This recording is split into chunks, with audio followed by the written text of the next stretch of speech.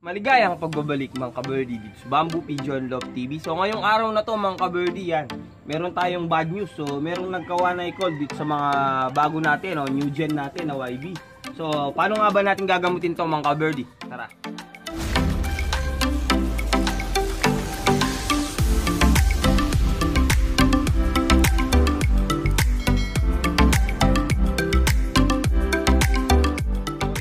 Birdie, magandang umaga sa inyo. So nandito tayo ngayon sa first loft nga natin mga ka-birdie. So ayan, so yun yung inakay natin. So magandang umaga daw, sabi niya. Tarantado! So ayan mga ka-birdie, sila Papa F, sila T. So ayan, sabi ko nga kanina na nagkawanay cold. So nakikita nyo yan, nagkawanay cold yung iba. So paano nga ba natin maagapan to mga ka-birdie? Yan. And then meron din silang bulutong sa paa. Dahil nga mga ka-birdie, malamok pagkagabi. So sa mga susunod na video natin, gagawan natin ng content yan. Paano ba yung ginagawa natin para matanggal yung mga bulutong nila sa mga paa nila. Pero ngayon mga ka-birdie, yung natin, yung one eye cold. So ngayon may bago tayong mga ka-birdie, technique ba? Hindi totoo yan. Na itinuro din sa atin ng mga ka-birdie natin, na i-share din natin sa inyo. Yun, tipid na mga ka-birdie, effective pa. So ayan, so nandito tayo ngayon sa loob na bagong upgrade natin. Yan. So kung nakikita nyo, okay na ito. Yan, gustong gusto nila. Napakalawak na. Then nakakapasok na din yung ka-birdie nyo sa loob. Yan, nandito na din yung natin. Yung paglinisin natin o paglinis. Kung anong tawag dito, mga ka-birdie, kung ano to. Mga bobo! Yan. So basta, di ko lang, spatula ata. Yan. So ayan. So ngayon mga ka-birdie, gagamutin natin nga itong mga to. So lahat to lalagyan na natin para sure ball na hindi na sila magkawanay cold. So kung nakita nyo ito, yan, medyo basa-basa yung mata. So tinamaan ito mga ka-birdie, itong si Sunog. Yan. So sunog tinawag ko sa kanya dahil nga yung pakpak niya nung siya, yan, is parang sunog. Yan. Pero okay naman, may parang mag-grizzle ba na itsura. So ayun sila ngayon. Yan, parang nilalamig-lamig ba dahil mahaga pa mga ka-birdie. So tara mga ka-birdie, puntahan natin ano ba yung mga ginagamit natin dito. Yan, ito nga yung ginagamit natin, kalamansi. Naturo din ng mga ka-birdie natin. So napaka-effective dito mga ka-birdie, nagamit natin to. So kung napanood nyo yung video natin nung nilalaro natin sila B2, so ito yung binigay ko. O binigyan ko sila ng ganito. Yan, nung nagka one eye cold sila, dapat pagka umpisa pa lang nagkakaroon na sila, bibigyan nyo na agad mga ka-birdie dahil nga para maagapan na din. So tara mga ka-birdie, paano nga ba yung ginagawa natin? So ayan, iiwain lang natin to. So dapat may salinan kayo ng yung katas nya. So yung katas nya kahit konti lang talaga pero binili ko na yung dalawa para sure ball na So yung isa lang talaga nito mga ka-birdie, yan, kung marami-rami yung kalapati nyo, pwede din na dalawa na. Yan. So ako, para lang mabilis ko lang makuha. Ayan. So ayan, yung pinakakatas na yan mga ka-birdie, pwede na natin yan Yan. So ito lang naman yung ipapatak natin. Yan, sa mata naman kalapati natin. Parang nagiging pinaka-dropper lang ito mga ka-birdie. So tara, kunin natin to mga ka-birdie, o kunin natin sila. Let's do this. So yun nga mga ka-birdie, nagbabalik na lang tayo din sa ka-birdie vlog niya. Panira naman. Ito mga ka-birdie, kinuha na natin sila. So ayan, nandito na sila sa T-box natin. So ngayon, kuhanin natin isa-isa. Then bibigyan natin itong ating papatakan natin, kabilaan ng mata. So lahat ngayon ng mga youngster natin, yan. So nakatip pa to mga ka-birdie, kung napanood nyo sa nakaraang video natin, tinip natin itong mga to yan. Para nga sa viewing. So ngayon, hindi pa sila nag-aalmusal. Yan, so papatakanan natin agad yung mga mata nila. Ayan. Lang tayo ng konting portion lang naman. So kabilaan yan, ganyan lang mga ka-birdie Yan. So nabigyan na yan. So ayun. Then kabila naman. So siya dahil mahapdi yan mga ka-birdie, pero yung hapdi na yan, yun ang maganda sa kalapati natin dahil nga yan, yung mata nila is may pangontra na sa one eye cold. So lahat sila binibigyan na natin. Yan, so yan pagka nabigyan, so konting portion lang naman, na-updian na sila. Yan yan. So maganda yan. So balik na natin. So ganyan, magiging itsura nila mga ka-birdie pagka binigyan nyo. So ayun, meron na tayong una. Then bigyan na natin yung pangalawa. So ayan.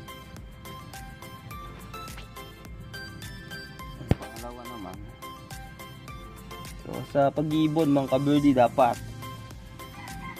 yan maano tayo, yan, matutok tayo. Dapat tinututukan natin yung mga ibon natin. If ever man na may nakita na tayo na sintomas ng mga sakit. So minsan kasi yung mga sakit na yan, kung nakikita nyo di pa natin napatakan to pero bumabasa na.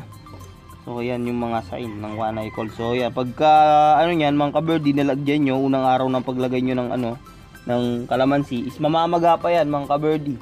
Yan, pero kinabukasan is ano na, doon nyo na makikita naliliit. Yan. So ganyan yung itsura. Sasara nila yung mata nila na nabigyan o yung may one eye cold. Pero magiging okay din yan mga ka-birdie. Yan. So sa umpisa lang naman. Then kunin na natin yung kasunod. So mas maganda mga ka-birdie, mabigyan nyo na habang wala pa siyang sign ng one eye cold. So parang may pangontra na din siya. Sabi nga nila, prevention better than cure. So totoo yun. Yan. Sa pagka mga ka-bird race is ginagawa ko din is nagpapainom na ako ng Amtil. So yan, bibigay na din ako ng Betracin if ever man sa mga ka-birdie sa mga sakit na kukuha nila pag galing sa race. So ayan, nabigyan na natin yung anak ni Vandenbroek at Taiwan. Yan. So sa mga susunod na video, yan, bago mag-umpisa yung laro natin is gagawa tayo ng video na prevention natin bago mag-umpisa yung karera. So sa ngayon, tulad dito mga bulutong na ganito kalalaki, meron tayong pangontra dyan. So ngayon, hayaan lang natin muna sa mga susunod na video. Yan, so papakita natin kung effective ba yung ginagawa natin na pagtanggal ng bulutong.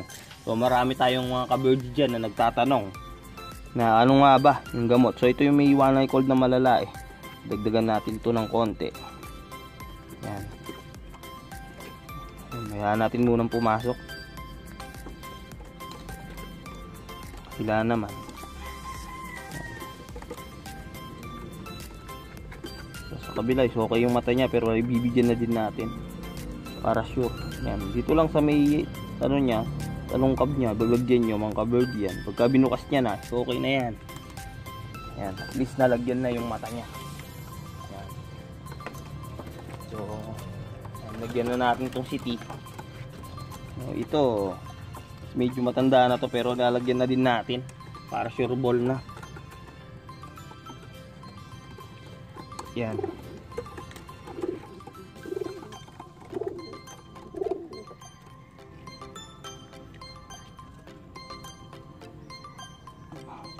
So ayun.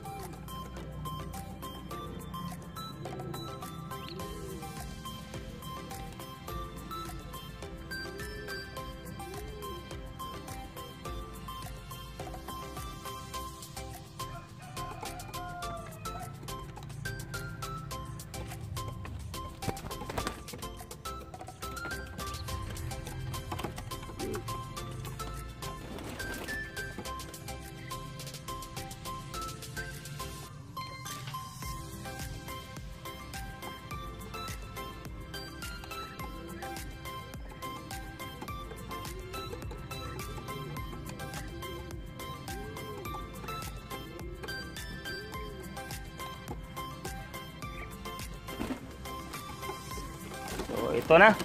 Ito na yung last but not the least natin, mga ka-birdie, yung anak ni Japan, ni EPR, na kapatid nga ni Bito sa nanay. So ayan, yung gandang ibon. So nauna na kanina yung kapatid niya. Ayun, susunod na natin siya. So ayan. So sigurado kasi to mga ka-birdie, pagka nagkaroon na yung isa, islat sila. Magkakaroon na. So dahil sa yan ang experience ko sa isang taon natin na nag-iibon. So pagka nagkaroon na yung isa, is nagkakaroon na. Ngayon pagka hindi pa nagapan, is napakahirap pang gamutin. Pero itong nasubok ko na turo nga ng ka-birdie natin, itong kalamansi, yan is okay to. Yan. Hindi nyo nagamitan minsan ng Amtil. So kinabukasan lang, so okay na. So yan, medyo mapdi lang kaya nagwawala yung mga ibon natin. So ayan. So ito mga ka-birdie, okay na. So ayan, nabigyan na natin. So dalawa dito yung positibo na meron talagang one eye cold. So yung iba ay mild lang. So ayan. So ito yung isa, ayan. Kung nakikita nyo, sinarado niya na yung mata niya. So hindi natin ilalabas ngayon to for viewing. So itong dalawang checkered, yan. So si B3, yung tinamaan, at saka ito, si Sunog. Yan mga ka-birdie. Pero yung iba, mild lang, okay naman. So tingnan natin hanggang bukas mga ka-birdie kung effective ba itong kalamansi natin. So ipapakita ko yan, i-update ko sa inyo para makita nyo din na yung mga ginagamit natin is effective at trusted na natin. So yan, salamat din sa ka-birdie natin na nag-suggest sa atin. So nakatipid din tayo. So dito nga sa pag-ibon, dapat diskarte lang mga ka-birdie para magawa natin yung ganito. Yan. So sa murang halaga, yan. Yung mga kalapati natin is napapagaling natin. Hindi natin kailangan bumili ng mamahaling gamot. Pero if ever man mga ka-birdie na medyo malala na, gumamit na kayo ng Amtir, suggestion ko yun sa inyo. Ayan, natiin nyo. Isa sa umaga, isa sa hapon. Yan, ganun lang mga ka-birdie. So hanggang dito na lang yung video natin. Kung nagustuhan nyo, like nyo na rin yung video natin for today. So shoutout na rin natin yung mga nagpapa-shoutout dyan. So ito. Shoutout pala kay Clarence Abarquez. Shoutout din kay Toto Pimentel. Shoutout din kay Alex Antonio. At shoutout din kay Mark J. Lord Pajardo. At syempre, shoutout sa last natin na si Kirsty De Leon. So, yan na yung mga shoutout natin mga ka-birdie.